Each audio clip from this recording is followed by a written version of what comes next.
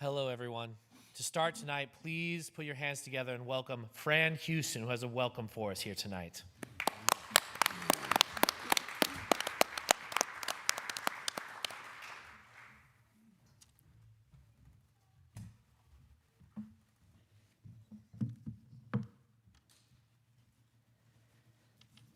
Good evening. I would like to say thank you very much for inviting me to this event here, and it's always a pleasure. My English name is Fran Houston. My Tlingit name is Sekuni. I was born and raised here in Juneau. I am the Akwan tribal spokesperson.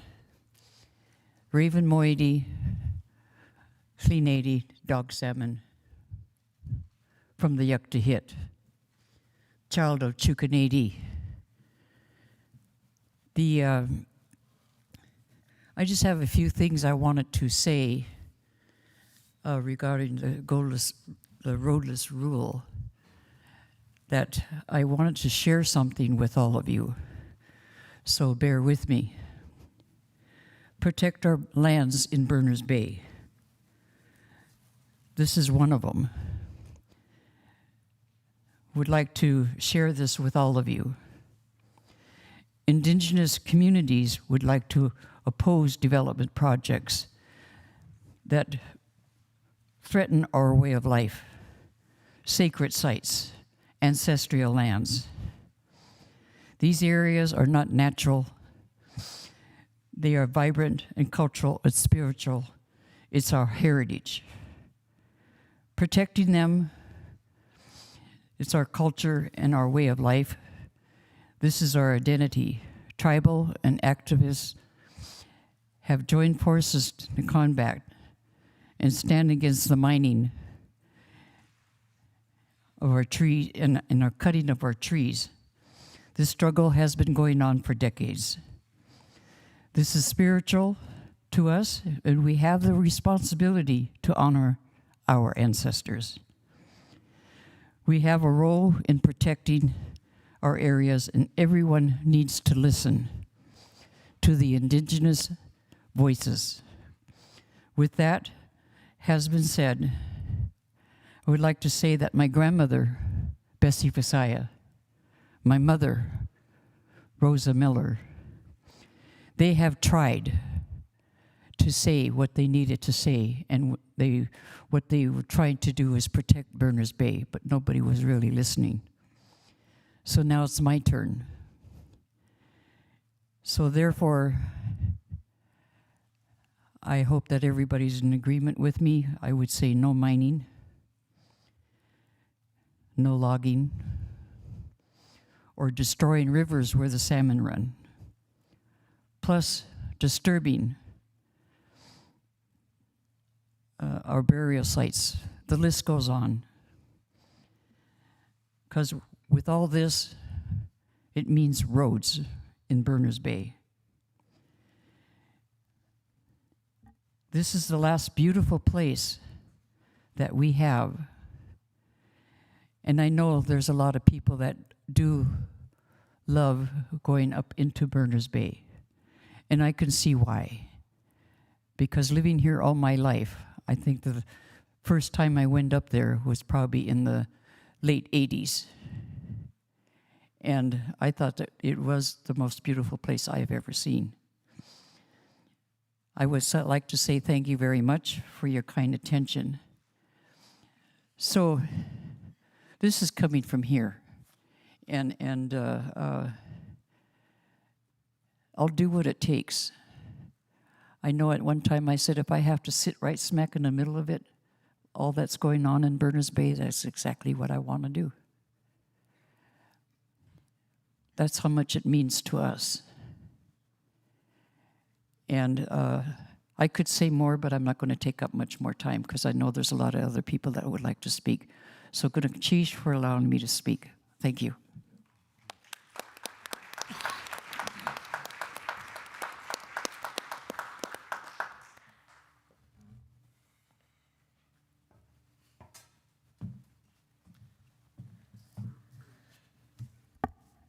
Hello. I'm Maggie Rabb. I'm the Executive Director of the Southeast Alaska Conservation Council, SEAC. And I want to start by thanking Fran for joining us today and acknowledging that we are on the traditional homelands of the Akwaan, for who Fran is the spokesperson. And so thank you so much for honoring us and sharing with us today, Fran. We're here today to talk about roadless, so I just wanted to kick this off by giving a little bit of an introduction. The roadless rule has been in place since 2001, and it specifically prohibits the building of roads to access timber for logging in national forests. It is intended to limit the access to intact old-growth habitat for logging. This roadless rule was so popular at its inception in 2001 that 1.6 million people submitted comments to the rulemaking process, which was a record at the time. And over 90% of those comments were in support. The overwhelming support to this rulemaking was partly in response and backlash to the Forest Service and the enormous amount of public money that was being spent and used to build logging roads for the timber industry on our national forests, and that was degrading them. Sadly, not that much has changed on that front today. As recently as 2019, the Forest Service spent and lost $16 million in 2019 on the Tongass alone, building roads to support logging. They spent $16 million more than they brought in offering timber sales on our national forest just in the Tongass. There has been an effort to undermine and remove the roadless rule on the Tongass since its inception. It has been removed and returned and removed and returned on the Tongass several times. And there have been it's been the subject of multiple lawsuits, which SEAC has joined to defend the roadless rule. This has been frustrating. And while the flip-flop nature of the roadless rule over the last 20 years has felt frustrating and infuriating, the reality is that the roadless rule has stood as an important final line of defense, providing critical protections from some of our last remaining big tree old-growth habitat, which is critical salmon and deer habitat. Removing the roadless rule would open up potentially millions of more acres on the Tongass for logging that's subsidized by our tax dollars. This prioritizes logging above all other economic drivers in our region. Logging is less than 1% of the Southeast economy today. I come from a commercial fishing family. I used to fish for king salmon and cohos off of my uncle's boat out of Sitka each summer. 3/4 of the commercially caught coho and pink salmon come from streams on the Tongass. And that is what it's at threat if we increase logging on the Tongass. As I said, less than 1% of jobs in our region are from logging these days, but fishing and tourism combined make up 30% of our economy. Removing the roadless rule prioritizes logging at the expense of a significant portion of our economic future. While developing the roadless rule back in 2001, the Forest Service held over 600 public hearings on the rule over a 2-year period. This time, the Forest Service has told us that their job is to enact the intent of Trump's executive orders on Alaska, which includes removing the roadless rule. And when we've asked them when they're going to have public hearings, they haven't had an answer for us. That's why we're here today, to have those public hearings anyway, and to make sure that our voices are heard. And that is why we will be in Cake on Friday doing the same, and in Prince of Wales next week. The Forest Service has stated that they anticipate the draft environmental impact statement on the removal of the roadless rule to come out later this month. The administration, this administration has said that will trigger a 30-day comment period. We will provide all of the information you need to know when and how you can effectively submit written comments once that process starts. So if you have not already signed up for our emails or follow us on social media, we will tell you and provide tools to help you do that. You can sign up for those things back at the table with Stacy and Tyler in the entryway. You can also find our staff around the room. We're all wearing name tags, and we can answer questions about the work. I want to thank you all for coming and turn it over to our panelists this evening. And I want to thank everyone who comes to speak on behalf of the Tongass.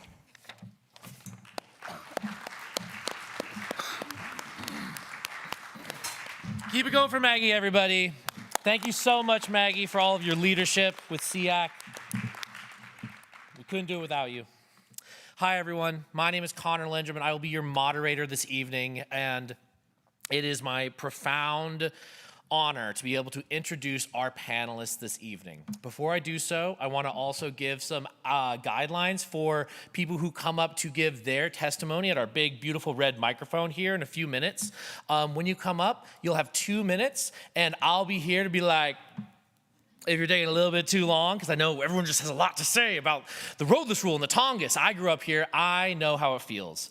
Start off with introducing yourself. Say, hi, my name is first name, last name. Say what community you come from, and then tell us why it is important for you that the roadless rule stay on the Tongass and the Tongass stay protected with this rule. Talk about how you use it personally, how you use it professionally, how you use it culturally, spiritually, all of these, every single part of them, and what it means to you is important. And we are going to be recording what you say, and we will be transcribing it and submitting it to the feds on your behalf, as Maggie said. Now, I'm so honored to be able to introduce our first panelist. Our first panelist is Sajuju Mike Jones, president of the Organized Village of Kassan. As a descendant of Old Kassan, Gassa'an, a Haida village on the eastern side of Prince of Wales Island, President Jones has been fishing and harvesting at Kassan Bay for over 50 years. He is two-fin killer whale from the Tongass clan. He has been the Organized Village of Kassan tribal president since 2022, as well as the historian and tour guide. Please put your hands together for Sajuju Mike Jones.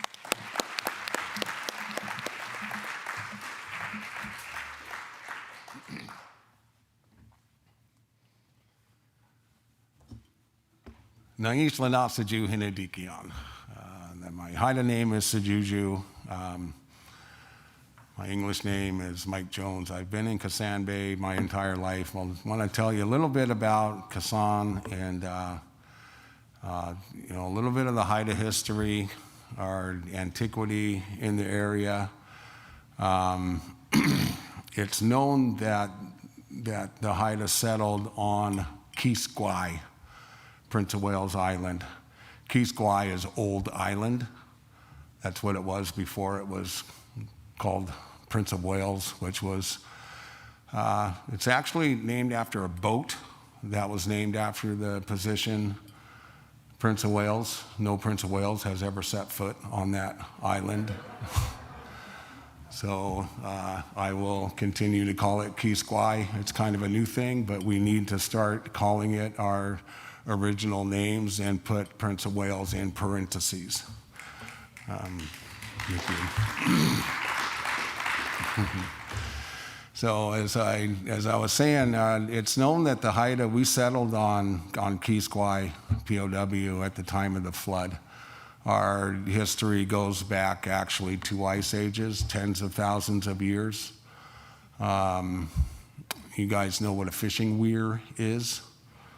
It's a pretty basic technology that's been used all over the world for tens of thousands of years.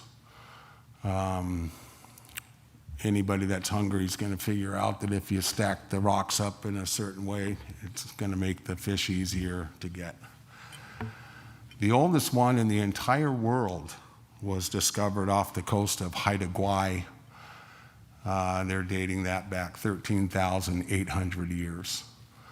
In 2019, it was announced that archaeologists working in a cave on Haida Gwaii, they found the oldest domesticated dog remains in either North or South America. And they're dating that back 11,100 years. So our antiquity in the area goes back before the trees that we are protecting now. even showed up. It goes back to a time when, in our stories, when it was warm, always warm outside, and we could nest outside, as it says in our stories, but it was a tropical area. Southeast Alaska was 30,000 years ago, 50,000 years ago. So we'll move forward to, in 1862, we went through the smallpox genocide, when smallpox blankets were given to our people, and this, happened all up and down the Northwest coast, not just with the Haida, but we lost 95% of our people at a minimum. We went from 30,000 strong to less than 700 in a matter of months, because people wanted our resources. And we're still fighting that fight today. And I want to tell you a little bit about the stand at Lyle Island. A lot of our relatives are on the Canadian side. That's where Haida Gwaii is. If you don't know, it's about 80 miles south of Keith Gwaii.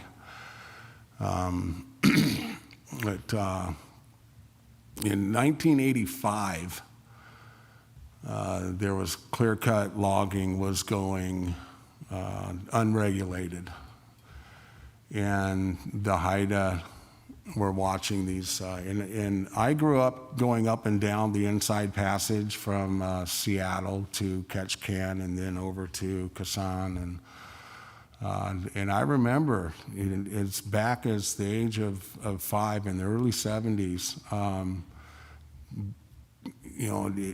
even on the Alaska Marine Highway, just going up and down the Inside Passage, you would see barge after barge of logs, tugboats carrying these logs down there. And I remember wondering way back then what it must look like where all these logs are coming from. Because even back then, it almost seemed like there's just dead bodies stacked up, and I didn't even know enough that I know today that, there are non-human relatives, as we refer to our old growth red cedar.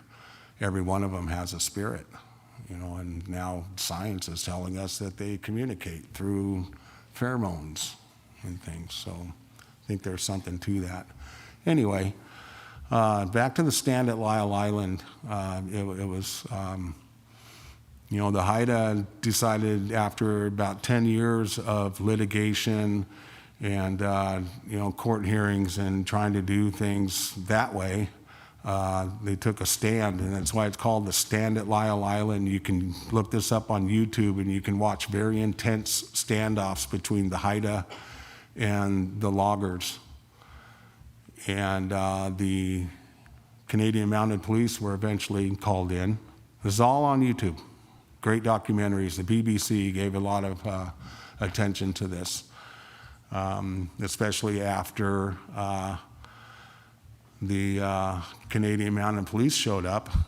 And when word got out that they were going to start making arrests, the elders stepped in and they helicoptered elders onto Lyle Island where the stand was taking place, because they said that we will be the first ones arrested. You young men cannot afford a record. And so they started arresting elders.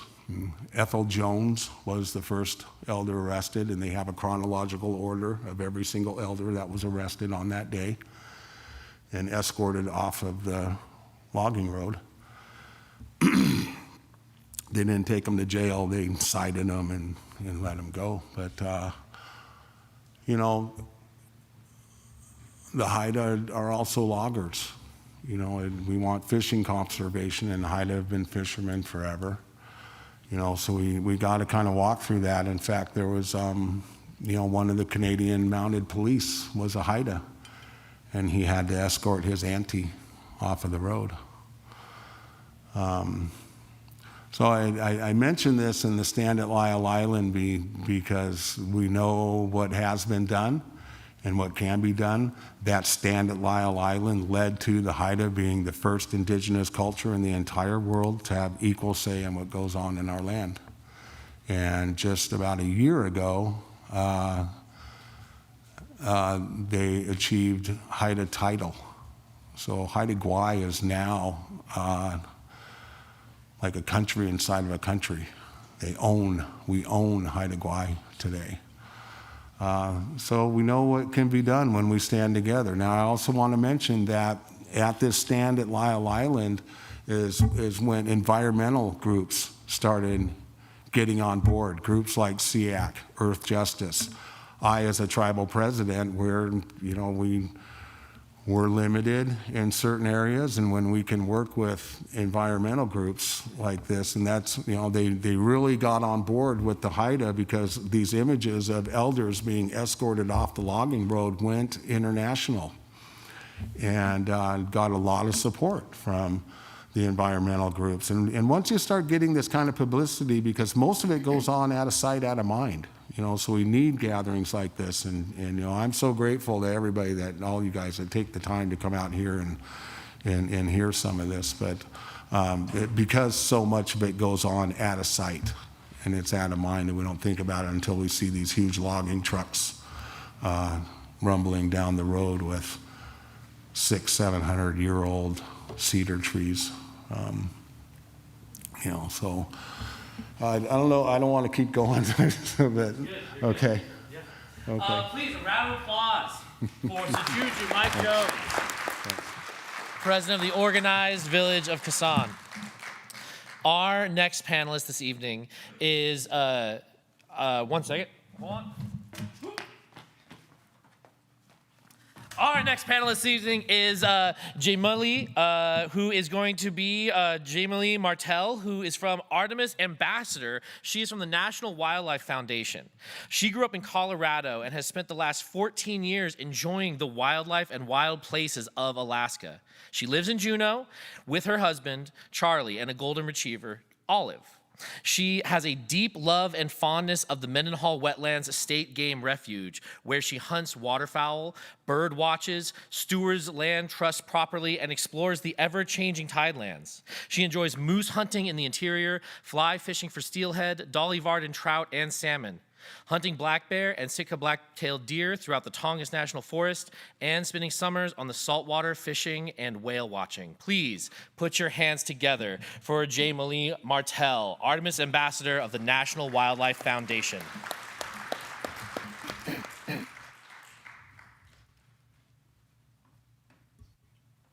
Thank you. First off, I wanted to thank you all for being here, and thank you, SEAC, for providing this opportunity for the community. Can you hear me okay? Okay. It's really important that this space is provided for us to speak, to use our voice and speak out against this issue. So I really appreciate that, and I appreciate you all showing up. It means a lot. Yes, like he said, my name is Jamali Martel, and I am an ambassador for a program called Artemis Sportswomen, and it's a program of the National Wildlife Federation. So I'm here speaking on behalf of myself as a sportswoman and a person who lives in the Tongass. I mean, the Tongass, I'm surrounded by it, and it's part of my life daily. And then I'm also here to represent my community of sportswomen, the nationwide community of sportswomen, and our local community. So a little bit about Artemis and my role as an ambassador.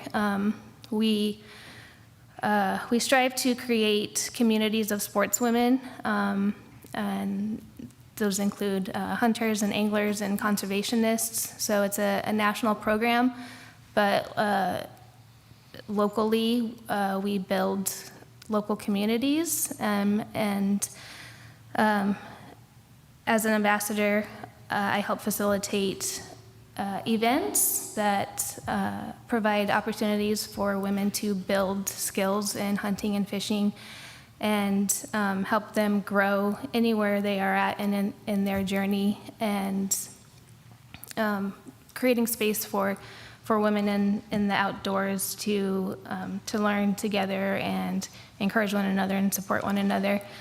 So we have a really strong, growing community here in Juneau, and I feel super fortunate. I see some community members here tonight, and it's Artemis is the nature of Artemis is to empower women in the outdoors, and to help them become leaders in the conservation world. And in order to do that, it's important that they have the opportunity to hunt and to fish and to forage and to be outdoors women, to recreate in the outdoors. And our outdoors here is the Tongass. And we use the Tongass as a classroom. And it's, excuse me. So some of the events that we do sorry, I need to take a second, collect my thoughts, and stop saying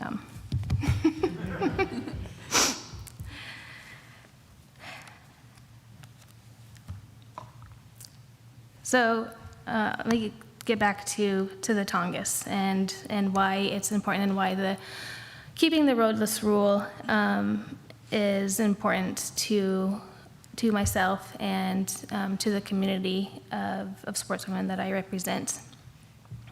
So our work in Artemis involves creating opportunity and removing barriers and make hunting and fishing accessible to women. So in order for hunting and fishing to be accessible to women, we need healthy wildlife populations, healthy fish populations.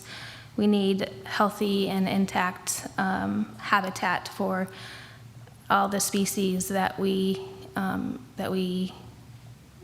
hunt for and fish for, or just enjoy in viewing as a wildlife viewer or photographer.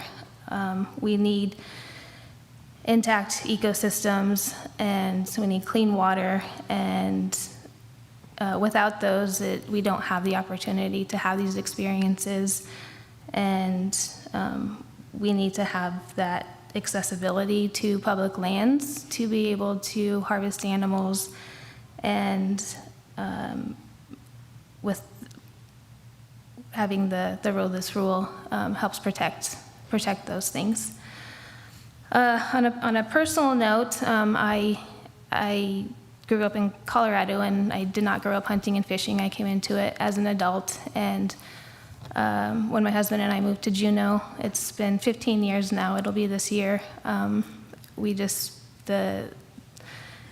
were just immersed in the Tongass, and it became our way of life, through harvesting deer and bear and fishing for salmon. You know, we fill our freezer by the resources that the Tongass provides, and so it's important that they remain there, and the roadless rule helps to protect them and to help provide for my family. So having a thriving Tongass is important to me, and that means, to me, that means a living system. The Tongass to me is not just a place on a map. It's a living system that holds intrinsic value. It sustains my way of life. It enriches my mental, physical, and spiritual well-being, and it is a defining characteristic of who I am. And it's critical that it remains protected.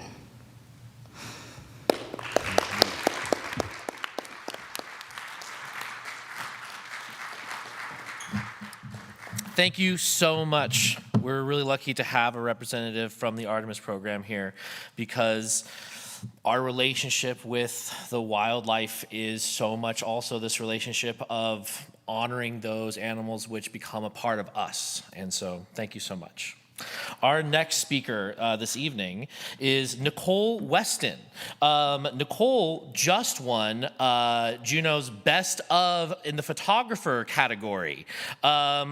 Nicole is a Juneau-based photographer, a birth doula, a small business owner whose work and daily life are deeply connected to the public lands of Southeast Alaska.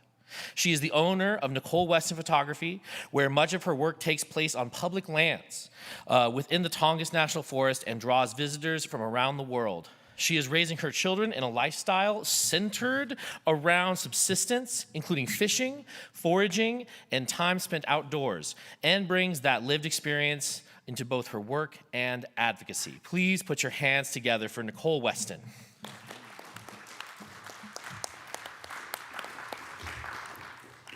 Good evening. Thank you for inviting me to come here and speak. I'm going to represent local business that works a lot with tourism, as well as just being a mom, not just a mom, being a mom here and raising kids here. So I'll start with last week. If you live here, you know last week we had one of the first sunny days at the beginning of spring after a really, really, really long winter. So of course we went walking through the forest on the public lands here in the Tongass with my 4-year-old. And she got so excited, and she walked up to a tree where snow had finally fallen off, and you could actually see pine needles again. She got really quiet, stopped in her tracks, leaned in, and stared at it, studied it, and said, "Nope, no spruce tips yet." And that stopped me, because every spring, one of her favorite things, both of my daughter's favorite things, is to collect spruce tips, and we make syrup together. We forage for mushrooms and berries. Their dad hunts for meat and fishes to fill our freezer. And in that moment, I realized this isn't just something that we do, it's already a part of who she is. I'm a mother, a small business owner, and someone whose entire life has been tied to the Pacific Northwest. And I'm raising my daughters here. Even when I was pregnant with them, this way of life mattered, and the land gave back. My first was actually born premature, so we were flown out because of how early she was born. And they prepared me for the shock of holding a maybe 3-pound, 4-pound baby. And they just couldn't understand how my premature baby was almost 6 pounds. Until they asked about my diet. I told them we ate wild salmon. That's the only thing I wanted to eat my whole pregnancy that my husband had caught all summer. And I'll never forget what the doctor said. "Oh, no way, I'm from Kodiak. That is the best omega God could make for a healthy baby. No wonder she's almost 6 pounds." And that's what living off of the land looks like for us. It's not a concept, it's how we nourish our family from the very, very start. And at the same time, I do run a photography business that depends on these landscapes. People come from all over the world because this place still feels wild, intact, different from anywhere else. And the most common thing I hear from my clients from all over the world is how much they hope to experience that. Whether it's, are we gonna see a bear? I've never seen a bear out in the wild. Or being in complete awe the first time they see a bald eagle, our national bird, right up close in front of them. That sense of wonder of something real and untamed is what draws people here, and it's not by accident that our rainforest remains largely intact, or that Alaska is known for these vast landscapes. The Tongass has been cared for by Alaska Native and Indigenous communities for tens of thousands of years, for generations, long before any of us in this room were here. And they continue to care for it today. This is something we've inherited by living here, something protected through deep respect and relationship with the land, and something that all of us by living here share the responsibility to care for. Protections like the roadless rule have played a role in keeping these large areas of the Tongass free from road building and large-scale development, helping preserve both ecosystem and the experience that people come here for. when we begin to consider changes to those protections, I think it's important to recognize that even the smallest shift has long-term impacts. Roads will change access. Access will change its use. And over time, those changes reshape a place in ways that you can't reverse. So for me, it's not just about policy, it's about our responsibility. Because once these places are changed in ways that can't be undone, we don't get it back. The Tongass isn't just land, it's how we all live. It's what we teach our daughters. It's what we pass on. And I want to make sure that my daughters, and someday their children and their children's children, can walk up to a tree at the first of spring, look closely, know what they're looking for, and find spruce tips waiting for them. So thank you. Thank you, Nicole. Before I introduce our final panelists, I want to remind everyone that if you are planning on giving some testimony tonight, there is a sign-up sheet at the table by the door. So please make sure that if you want to come up and speak and share your experiences in the same way that our panelists have been sharing theirs and why the Tongass is important to you, make sure to go put your name on that list. You can see the clipboard being held up in the back right now by Tyler. Thank you, Tyler. All right. Our final speaker this evening is Adigan Hood, co-president of the Alaska Youth for Environmental Action. Since 1998, the Alaska Youth for Environmental Action, AYA, has empowered more than 5,000 youth across Alaska to speak up for their communities and the environment. Founded by 6 teens from Kodiak and Anchorage, AYA trains the next generation of climate leaders through immersive programs, community campaigns, and youth-led advocacy. Alaska Youth for Environmental Action is a climate advocacy club at Juneau Douglas High School, so tell your high schoolers, which conducts projects such as litter cleanups, school recycling, and promoting sustainability at the Capitol. Please put your hands together for Adigan Hood.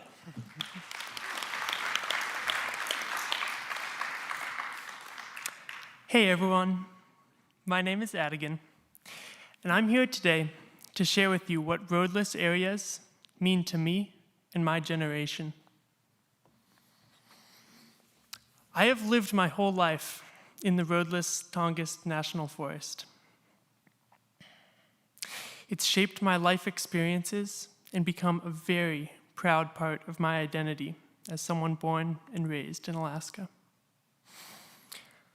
The Tongass National Forest is wild, and it needs to stay that way. I'd like to share one of my favorite experiences I've had in the Tongass National Forest with you. Last summer, my dad and I took a week-long kayak camping trip in the Tongass. He taught me things he had learned from his career as a kayak ranger in Southeast Alaska. He showed me the correct paddling technique, how to bear-proof a canister, and he showed me this tree. This is the biggest tree I have ever seen in Alaska. He found it years ago while exploring these roadless forests. When I walked up to that tree and gave it a hug, it was like I was hugging a wall. My arms were like this. We estimate that that tree is over 300 years old. It's just incredible what old-growth forest can look like. That trip is forever cemented in my memory. I have such deep feelings of reverence and appreciation for the wilderness around me. There are no places in the world like roadless forests. Is progress still defined by how much we can develop the few wild places we have left? Or could progress be defined by how many of those wild places we could save? When we save those wild places, they keep giving back. They give back in the fish runs, the forageable plants, the clean air, the experiences. They give back. The roadless rule is one of the most popular federal regulations in American history. In 2025, over 99% of the people who commented on it opposed repealing the roadless rule. I urge you to keep sharing your voices. Tell our government, no, you cannot shred our wilderness with your roads. The roadless rule needs to stay.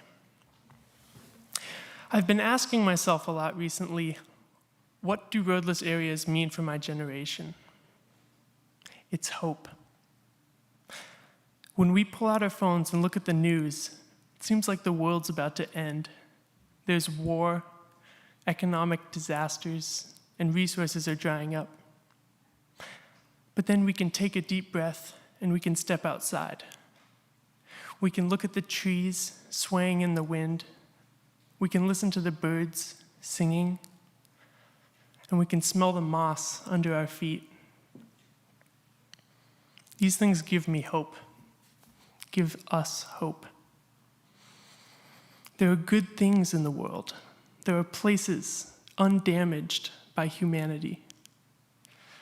As long as our forests stand unpaved, they give us immense hope for the future. We can't pave over that hope. Let's keep the roadless rule and our forests standing. Thank you. Thank you, Adigan. I have here our sign-up list of people who have signed up to come and give their public testimony today for us to transcribe and submit when the comment period opens. First on the list, appropriately, is someone who's already spoken, so we have their testimony already recorded, but round of applause again for who opened our night, Fran Houston. Thank you so much, Fran. And so our next round of commenters are going to be Wanda Culp, Rebecca Sawyers, and Adrian Lee, who wish to come up and give their testimonies as a group. Please put your hands together for this trio who will come up and speak. Oh, Fran wants to speak again. Never mind. Everyone, Fran is going to give another round of testimony. Sorry, Wanda, you guys are going to hang on just a few more minutes. All right, Fran, take it away. Okay, that's all right. Thank you so much. Just listening to the panel, I applaud all four of you. It was awesome. Gonna sheesh for sharing. And when I spoke about my grandmother, Bessie Fasaya, at her time on trying to save and protect Berners Bay, at that time she was dealing with the Sierra Club. And so when she stepped down, then my mother stepped in. And we had SEAC work with her. And before, I wanted to share, before my mother went to the Pioneers home, the one thing she did say to me, I am so sorry that we didn't do what we needed to do to save Berners Bay. So I wanted to share that. And to me, Berners Bay, there's something about it that I feel a hug from the ancestors. And I wanted to share that because that's what I feel. They were happy to know that I was there because I introduced who I was. So they were there with us.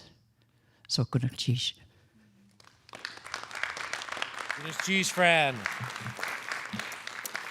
I will be standing over here with my little timekeeper, and I'll give you a little wrap it up sign when we get close to your time limit. When is your turn to speak? Please say your first and last name and from which community you come. And once again, we have a little trio. Each are going to be taking their turns. But we've got Wanda Culp, Rebecca Sawyers, and Adrian Lee. My Tlingit name is Kashaudoha. I originate from Glacier Bay, Huna, and would like to mention that in the 80s and 90s, our village was pretty much raped for our hunting and fishing grounds. There was 5 logging camps around Huna and over 600 miles of logging road. And during that time, we had high instances of suicide and self-destructive behaviors. So this kind of massive clear cuts affects us personally very deeply and the community as a whole. And I'd like to say that we're hunters, fishers, and gatherers, and we share 5 rivers with Canada. So what we do here affects Canadians as well, our good neighbors and relatives. The roads, any roads that comes into our midst is under industrial control, not our public control. This is public lands we're talking about. We're the owners, so we have the final say. We've been backed up by courts, and protecting our Tongass forest and our watersheds has got to be number one because of all the salmon, the deer, and how we're fed so well. So, Rebecca. Hey everyone, my name is Rebecca Sars. I live in Hoona, and we're here representing Women's Earth Climate Action Network and villages across Alaska. I love to eat fish and deer also, and pick berries, and also I'm a gun safety instructor for the HIT program for the state of Alaska, so I really liked your Artemis. And when we protect the Tongass, we are protecting the future. We're protecting the children, elderly, and all ages. We are protecting food sources. We need, I have to put this down. We need to strive to help build a connection to the future. Consider the inflated cost of processed foods. We are demanding protection for wild foods. We need to focus on community resilience across Southeast Alaska. It is up to the federal government agencies to uphold trust responsibility according to the laws of the nation for its people, justice for all. My question is, will the proposed action protect the wild forest's ability to sustain itself as one of the last natural temperate rainforests in the world? No action to the roadless rule will, and together we can do that. Thank you.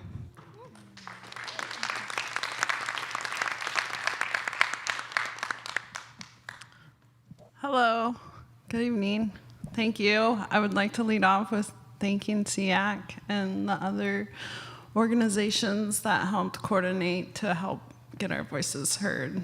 And I agree, we need to lift our voices and we need to share what the 2001 roadless rule means to us and how it protects our forests and all of our ways of life, how it keeps us united.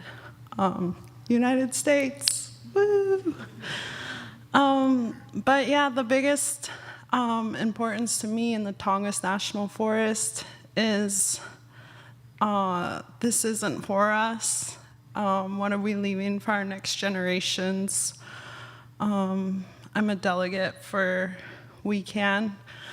We have a couple other women here that are part of our Tongass hub that didn't get to make it. Yeah, I would just like to acknowledge that I really feel honored to be able to get up here and speak about the importance of the 2001 roadless rule and how it's been so successful. And we demand no action. Thank you.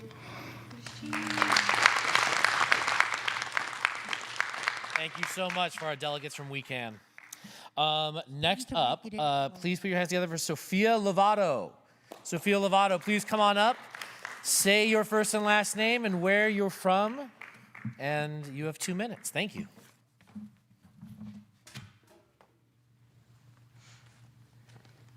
Thank you. Hello, my name is Sophia Lovato. I'm a citizen of the Osage Nation and Forest and Food Sovereignty Program Associate with the Women's Earth and Climate Action Network. We are here today to speak out against the rescinding of the 2001 Roadless Area Conservation Rule nationwide, but especially here in the Tongass National Forest, ancestral homeland of the Tlingit, Haida, and Tsimshian peoples. As the largest intact temperate rainforest in the world, the Tongass possesses an unsurpassed ability to sequester vast amounts of carbon and mitigate the climate crisis with its old-growth stands and unfragmented ecosystems. Because of this, the Tongass is referred to as America's climate forest, acting as a shield to worsening climate catastrophes.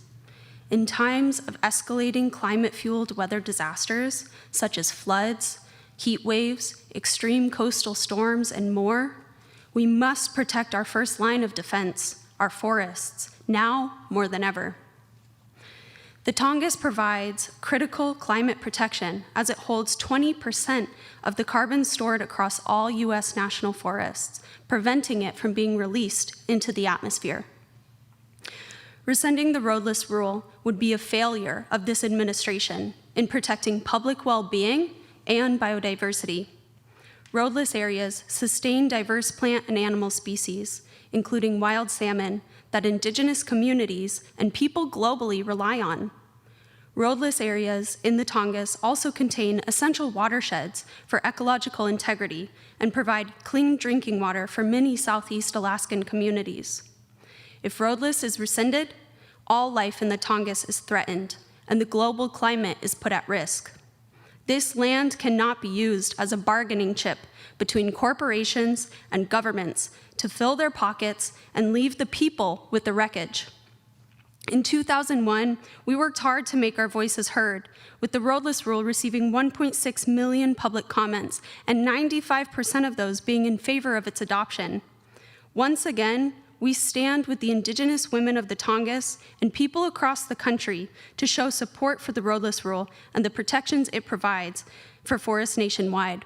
We call for no action on the roadless rule. We must stand up and protect the roadless rule to defend communities, the climate, and our future. Thank you. Well said, Sophia. Next up, please keep it going for Chris Nemi. Round of applause for Chris. Please, Chris, please say your first and last name and where you live. Yes, my name is Christine Nemi, and I live in Douglas, Alaska. My husband and I raised 2 daughters who were born here in Juneau. They are now over 40 years old each. So we've been here a while too. My comments reflect sentiments from my family as well. We want to keep the Tongass intact. We support the roadless rule. The Tongass does not need development of unsustainable industries. It is already a fully developed ecosystem that benefits all who live here and visit here. And that recently includes the 1,700,000 visitors, I guess. We support the growth of our sustainable industries, commercial fishing, tourism, and recreation. We have participated in the fishing in the past. My husband was a hunter, recreation, and all over Southeast Alaska. And we also support the indigenous community who does not want mining or logging in the area, especially the clear cut. There might be a place for the second growth. We appreciate that. Thank you for SEAC and the other organizations who allowed us to have our say. We want our government to know that there are people that do not want the roadless rule changed. Thank you. Thank you, Chris. Please keep it going for Kevin Hood. Kevin Hood, you are next up to the big red microphone.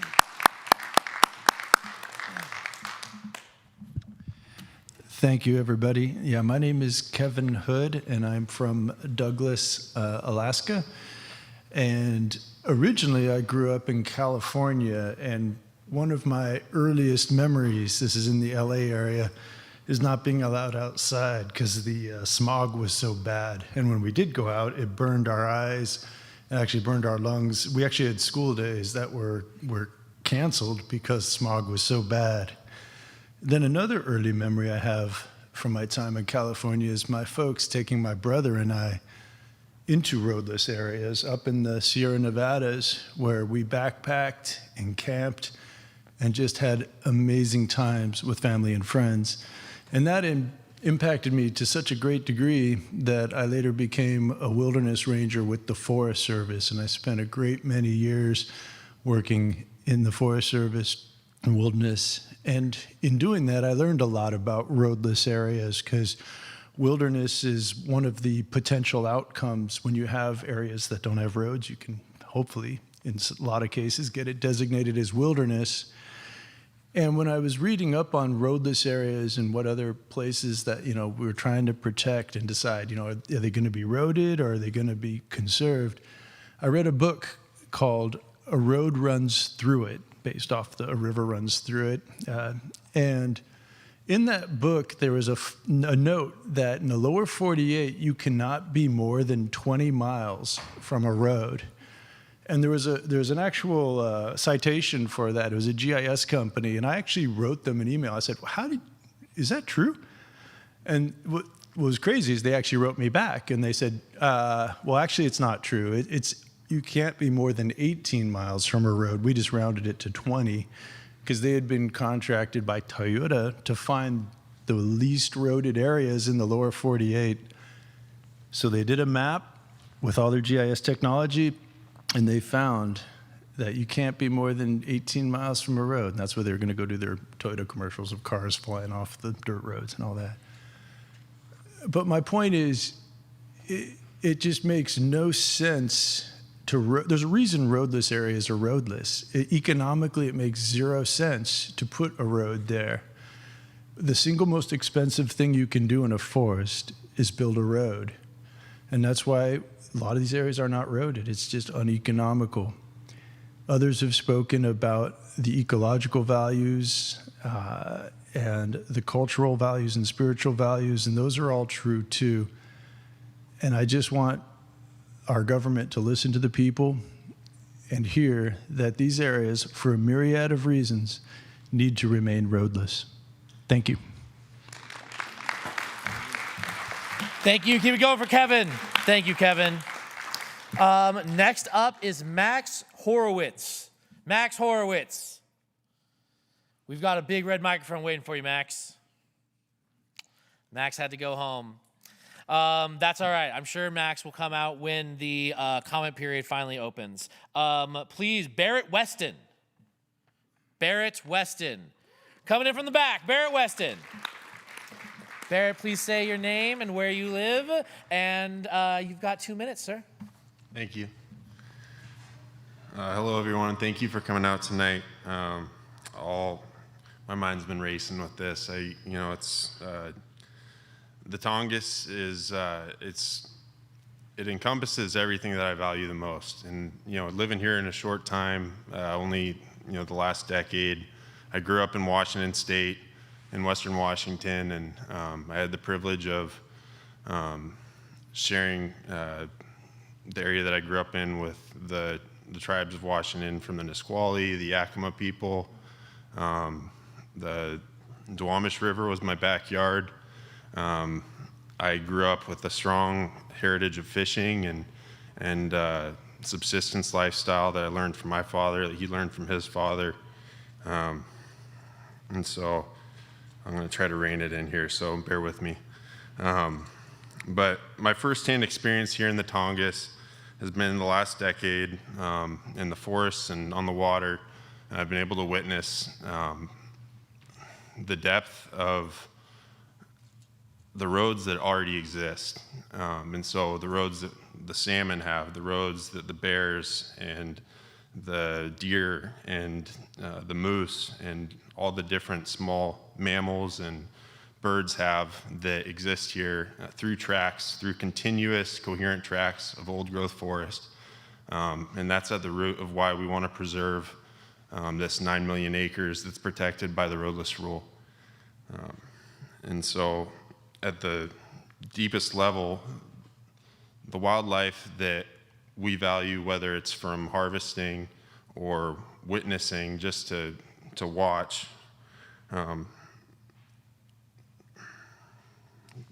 pardon me, the stark contrast that I'm able to glean from this is in the area that I grew up, between Mount Baker Snoqualmie National Forest and Gifford Pinchot National Forest. I've witnessed the degradation of habitat and the fragmentation of habitat and the impact that it has on all the wildlife that I just mentioned and more. And so the continuity of the Tongass is our strongest investment here in Alaska, in Southeast Alaska. And it would be wise of us to continue to protect the Tongass that way, is a long-term investment. It's not short-term gain that we're seeking. It's tradition, it's culture, and it's the small communities that we value the most here. And so thank you everyone for your time. Thank you for coming together, SEAC. I appreciate everyone here, and let's protect the Tongass. Please don't build any more roads.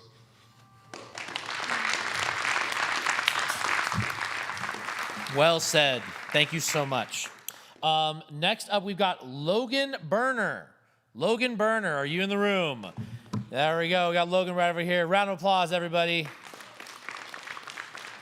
Back when I was the host for Whoosh Kanade, we had a rule called biggest fan, which is when someone gets up and they're making it with a microphone, you don't stop clapping till they get to the microphone. And for the rest of the night, that's the rule. We're all the biggest fan of whoever's coming up to speak.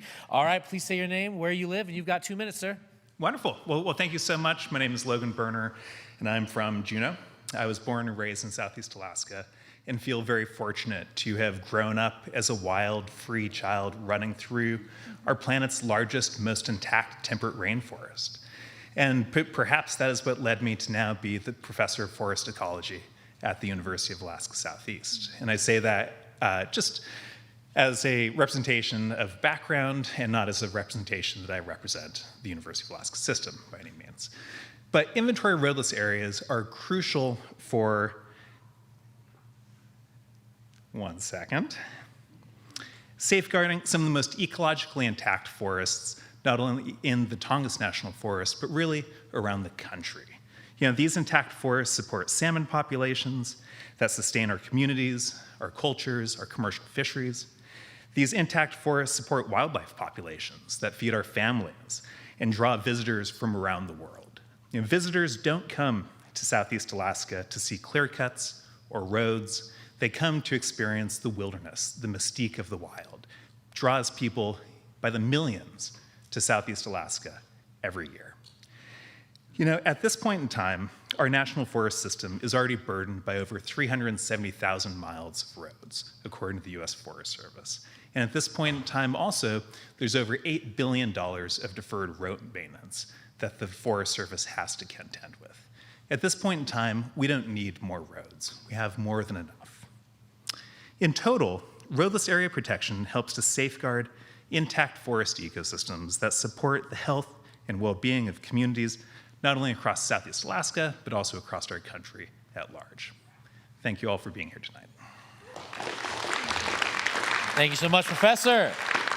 Next up is Stacy Unziker, all the way from the back. You got to keep clapping until they get to the mic, because we're your biggest fan. That's right, milk it, Stacy. Thanks, Connor. You got 2 minutes. Thanks, everybody. It is like Whoosh Kanade. I remember those days fondly. Thank you, panelists, for being here. And my name is Stacy. I work as the mining campaigner with SEAC, but I can go back and forth between just somebody who dwells in the forest and my job as a mining campaigner. So I will say I really am moved by so many of the people here who came to speak from all these different perspectives tonight. And I grew up in Southern California in the land of dryness and smoggy eyes.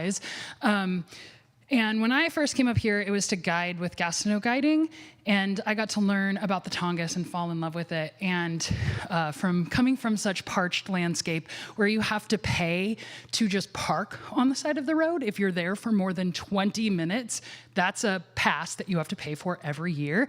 And to be walking through tall scrub grass is not cheap, and you have to drive to get there. We have to drive like 7 hours to get up to Yosemite to go camping. When I came here, I just felt so bathed in abundance, and there's a reason why, and thank you to all of the indigenous stewards of this place who had it codified within legal systems to be watching streams and protecting salmon, because they are the nutrient pump systems that help take all of that eroded nutrition that goes out to the sea and they bring it back for us. So protecting our waters and protecting our lands, those things are interwoven inextricably together.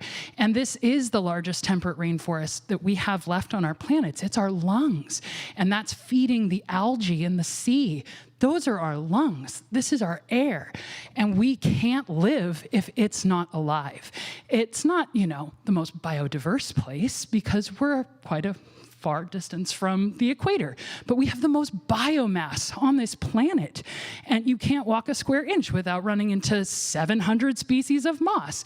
And I love that. That's how I feel like I can deal with the rigors and pressures of daily modern life, is to be able to just go out my back door and go walking, not drive 7 hours to get there. So I just wanted to say thank you for everybody who came and spoke, and that we should never rescind roadless. Thank you. Thank you, Stacy. Keep it going for our next speaker, Tyler Breen. Come on up, Tyler.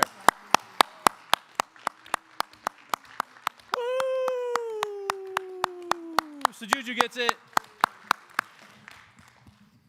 Evening. My name is Tyler, and I'm the policy analyst with SEAC. So normally I'm submitting technical comments, and I like to take this moment to say something a little more just off the cuff, because I can tell you about how asinine it is to rescind roadless from an economic standpoint when, as we've noted here, the road building is an extremely expensive portion that essentially leads to a government subsidy propping up an industry that otherwise wouldn't have the capacity to exist.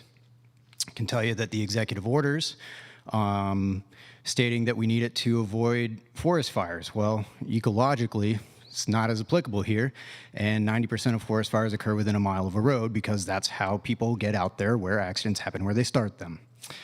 But I like to think right now of the multiple use mandate and just how many multiple uses are already here in the values that we represent. Values of the forest as a part of identity to a point of coevolution with the forest as a people. The forest is a value that supports your lifestyle, your family, and your future. And I guess just for me personally, just as I sit on my back porch and look out, I like to think of seeing the tree lines and knowing that it's one less thing that I need to worry about. And so we need to maintain roadless so that we can all sit back and enjoy the multiple uses that the forest provides for us and relax into knowing that it's going to be there. Thanks, y'all. Thank you so much, Tyler. And finally, Aaron Brakel. Come on down.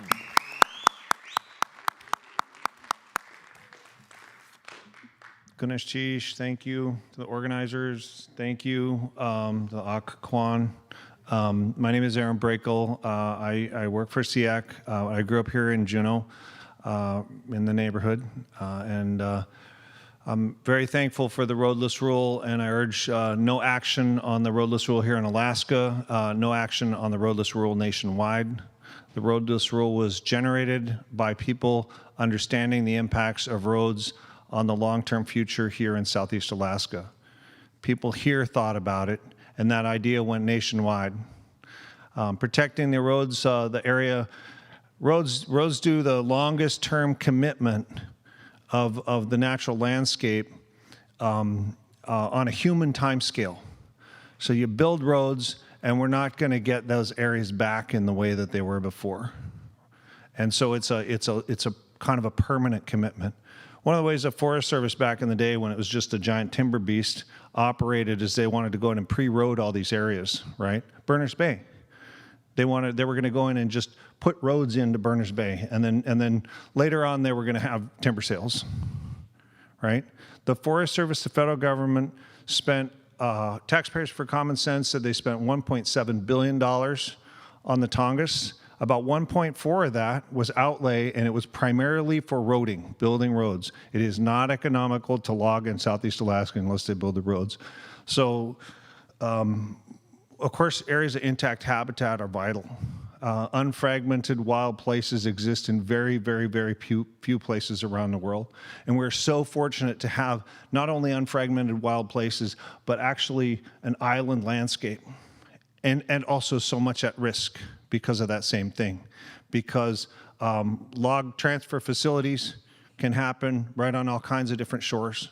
And I know President Jones, you know, you've seen that so many times there on Prince of Wales on Kees Gwai, and I didn't know that. I didn't know the Haida name until today. I knew the Tlingit name, Kees Gwai. 1,500 miles of roads is seriously long-term affected, and that right there is a big part of the national debt. And it's a national debt to ecologically intact landscapes. And so instead of roading areas, what we need to do is how do we think about how do we restore areas? You know, how do we help places recover wildlife corridors, natural ecosystem landscapes, and do all the protections that we can over the timeline of how things are changing after having been roaded and logged. So how do we get there? And I encourage people to hold that up as our future for our economy here in Southeast is restoration and recovery. Ganesh Cheesh. Ganesh Cheesh, Aaron. That is our final name on the sign-up sheet. Is there anyone who's inspired to speak after all of these wonderful words who has not had a chance yet? We've got someone, oh, please, over on the end of the row, please come on up. Round of applause for our mystery speaker. We've got our big red microphone up here at the front for you. Keeping it going. Biggest fan.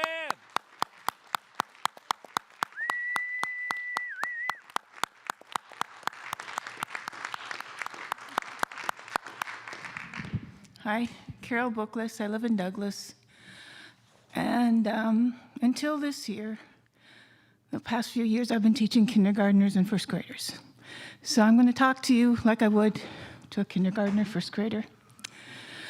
There's a story about a little red hen. And the little red hen went out and sowed some seeds and asked for help. And everyone said, no, I'm not going to help you now.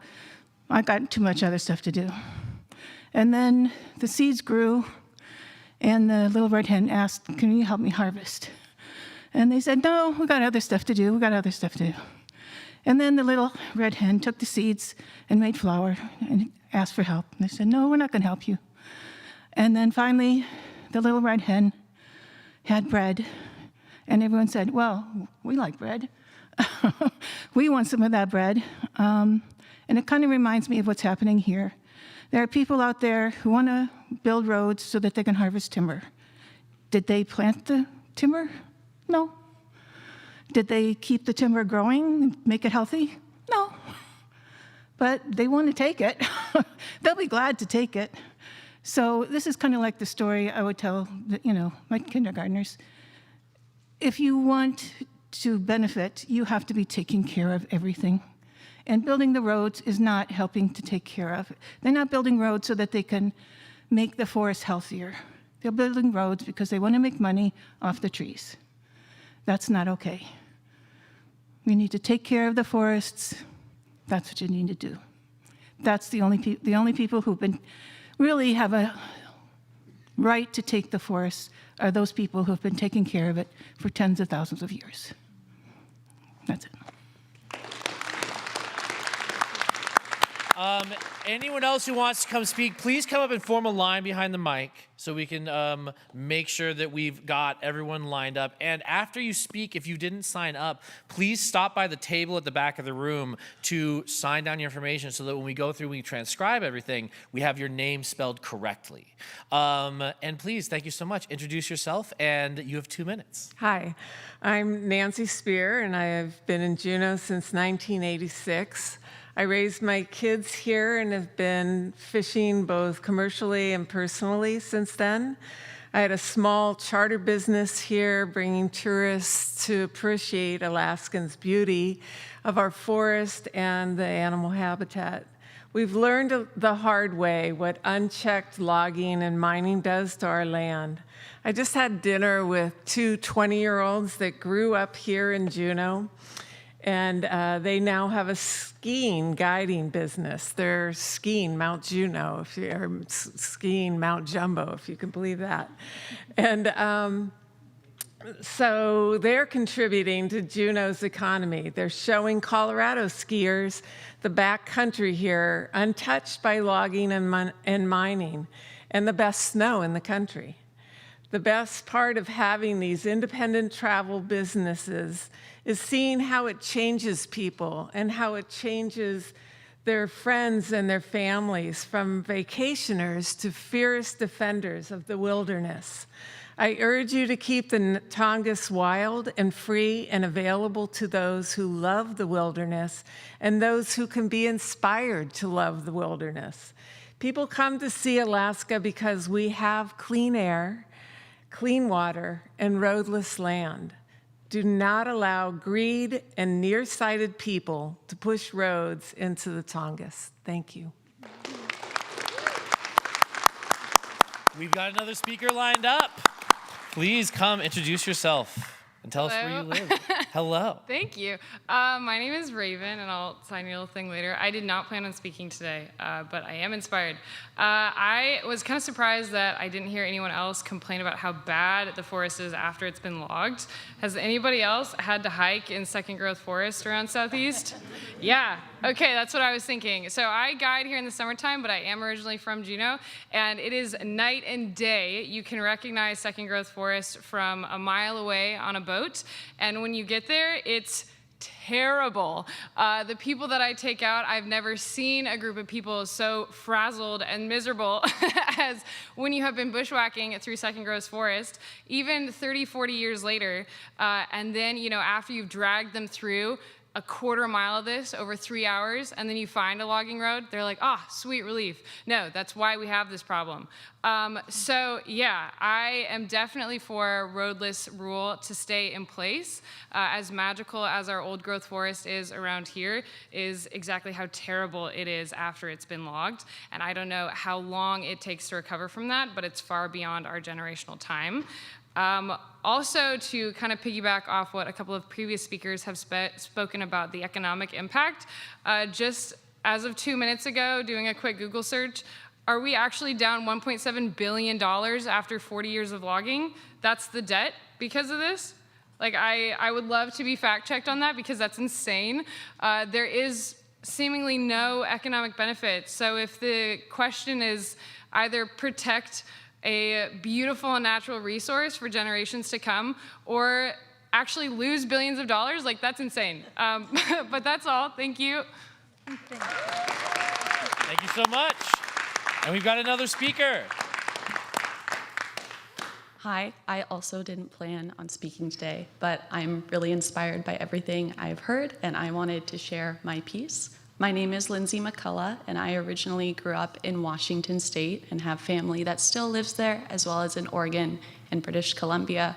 But I moved to Juneau in order to pursue a graduate degree in fisheries. And so I'd like to speak today on how removal of the roadless rule could impact fish. My graduate research project looks at the growth and development of juvenile coho salmon in the Davies Creek watershed, which is located just south of Berners Bay in the Hinckley Experimental Forest. And you might think of these coho salmon and Dolly Varden and king salmon that rear in Davies as forest fish, as they spend 1 to 3 years of their life growing big within these clear, forested, pristine streams before moving out to the ocean. And the growth that they undergo in these forested streams is critical for determining their survival at sea and how big they get when they come back, which is of great interest to Southeast Alaskans for cultural, subsistence, and economic reasons. Lots of the research coming out of more strongly logged areas, such as Washington and Oregon, have shown that the construction of roads can have many detrimental impacts to juvenile fish. This comes in 3 main flavors that I'll talk about because I only have 2 minutes. But a strong proportion of the food that juvenile fish eat actually comes from the forest. It comes from invertebrates that fall out of trees. And this sometimes occurs during periods of the season where there's not a lot of food available within the streams for fish. So the removal of trees from the edges of the streams can take away a really important food resource for juvenile fish.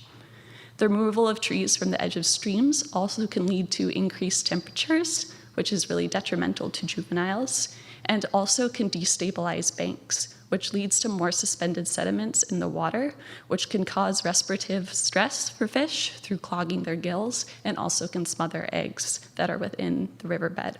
So I oppose the rescission of the roadless rule because of its impacts on juvenile fish. Thank you. Please make sure to add your name at the list in the back of the room for our record keeping.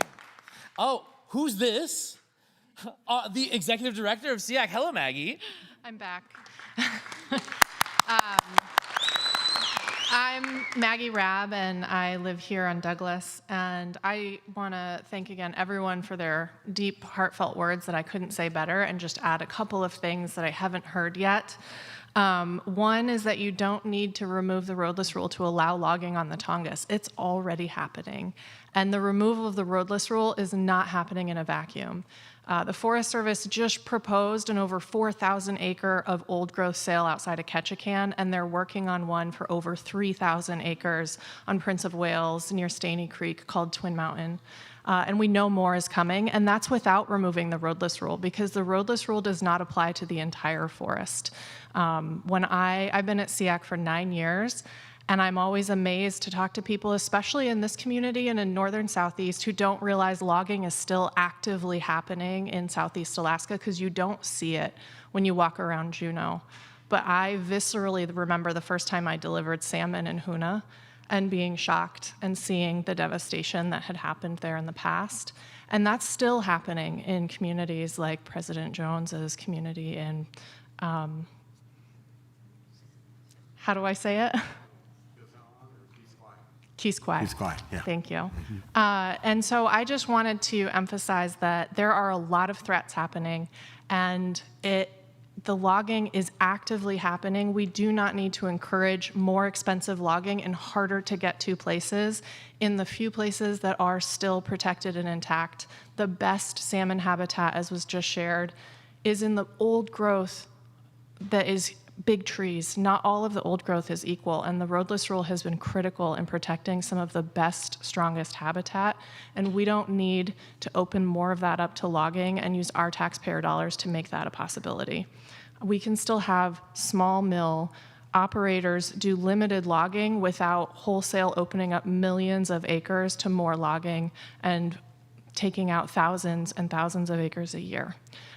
Which often does not produce products here and has very few jobs. So I just wanted to add those things and thank everyone for coming out and talking about all of the reasons that the Tongass matters to us, to our planet, to the climate, to our communities, to our culture. And it's worth a lot more than some trees shipped abroad. So thank you, everybody, for coming out. Thank you, Maggie. Well, our last order of business is doing a little bit of raffle draw to see who's going to win some shirts here tonight. But really quick, just for the record, my name is Connor Lendrum. I am from Juneau, Alaska. I have lived here my whole 35 years, and I oppose the rescission of the roadless rule. All right, everybody. Now, my wonderful panel, would you help me draw a few raffle tickets so that we can figure out who's getting a few prizes here tonight? Yes. Okay. Please pull one out there for me. What are the last 3 digits of this one? It is 438. Does anyone have 438 on their raffle ticket? Get out your raffle tickets, everybody. Who's got a 438? No 438? All right. Will you please draw a raffle ticket for our audience? Oh, we have that 438? Hey, it's yours now. Absolutely. Go to the table in the back to collect your prize. All right, 433. 433. Do we have a 433 in the room? Oh, yes, we got a 433? Yay, congratulations. Check out the table in the back to receive your prize. Will you please select a raffle ticket? You guys also have raffle tickets? That's going to look like corruption. All right. Last 3 digits of this, 442. 442. Do we have a 442 in the room? No 442. All right. Help me out, Adigan. All right. 432. 432. Do we have a 432 in the room? No 432. All right, we're doing another one. I'm just going to go through these fast now. Do you have 432? No. All right, 426. Hey, go ahead. Go ahead. If you want to give it to someone else, that's up to you, though. Excellent. 421. Yay, 421 right there. All right, 435. 435. Go grab yourself a shirt. 428. Yay, go ahead and grab yourself a wonderful item of clothing. All right, so that's 1, 2, 3, 4, 5. That's 6. We got 6 more to go. 431. Yay, 431. Help yourself to a shirt, sir. 437. No 437. 420. No? All right, I thought it was funny. All right, 430. Yeah. Okay, good. I'm glad someone's paying attention. All right, 430. Do you have a 430 in the room? Yay, absolutely. Help yourself to a shirt in the back. All right, 441. 446. Yay, grab yourself a shirt. 443. Yeah, Dan. All right, we've got 2 more shirts in this raffle. 422. No 422. All right, 429. 440. Yay! All right, 1 shirt left to go. 425. There we go. That's the end of our raffle, everybody. I'm Connor Lindrum. You're all of you. A big round of applause for our panelists. Thank you all so much. Have a great night. Thank you. Really appreciate y'all. Thank you. You too.